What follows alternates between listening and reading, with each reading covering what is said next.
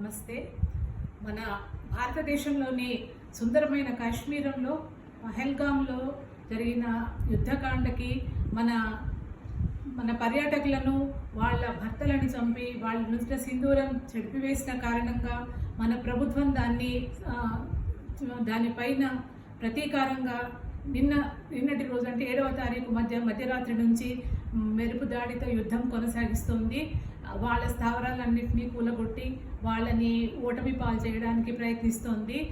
ఎవరి నుదుట అయితే సింధూరాన్ని తొలగించారో వాళ్ళని అందరినీ కూడా ఈ బాధ నుంచి, వాళ్ళ అవమానాల నుంచి వాళ్ళకి మోడీ గారికి చెప్పుకో అనే పదము మనందరినీ కూడా కలిసివేసింది.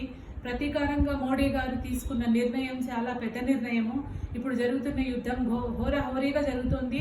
ఇది 1, 2, 3, 4 రకాలుగా కూడా అంటే 4 స్థాయిల్లో కూడా జరిగే అవకాశం ఉంది.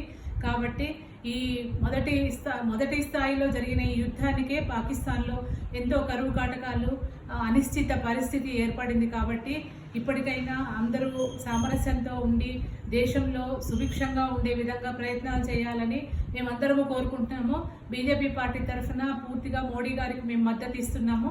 మోడీ గారు చేసిన ఈ గొప్ప సాహస యాత్రని మేమందరం కూడా చాలా సంతోషంగా దాన్ని అంటే తీవ్రవాదాన్ని ఉక్కు పదంతో అణిచివేస్తే మన మోడీ గారికి ఇంతకుముందు ఏ ప్రభుత్వమో ఇలాంటి చర్య చేయలేదు. కాబట్టి తను తీసుకున్న నిర్ణయము, తను చేస్తున్న ఈ యుద్ధము ప్రపంచంలో ఇంకా ఏ దేశం కూడా మన వైపు కన్నెత్తి చూడాలంటే భయపడే విధంగా మన దేశాన్ని ఆర్థికంగా 4వ స్థానంలోకి వచ్చిన మన భారతదేశాన్ని ఈ రకంగా ప్రతీకారం తీర్చుకోవాలనుకోవడం వాళ్ళకి కరెక్ట్ కాకపోవచ్చు.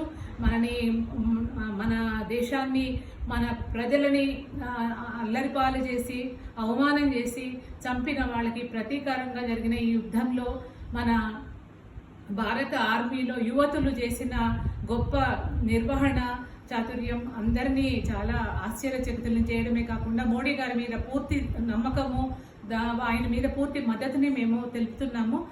కాబట్టి దేశంలో ప్రజలు సుభిక్షంగా శాంతిగా ఉండండి అని మేము కోరుకుంటున్నాము. కులాలకు, మతాలకు అన్నిటికీ అతీతంగా మనం భారతీయులమందరం భారతదేశంలో ఉన్న ప్రతి ఒక్కళ్ళము కూడా భారతదేశానికి సపోర్ట్గా ఉండాలని ఆశిస్తున్నాము.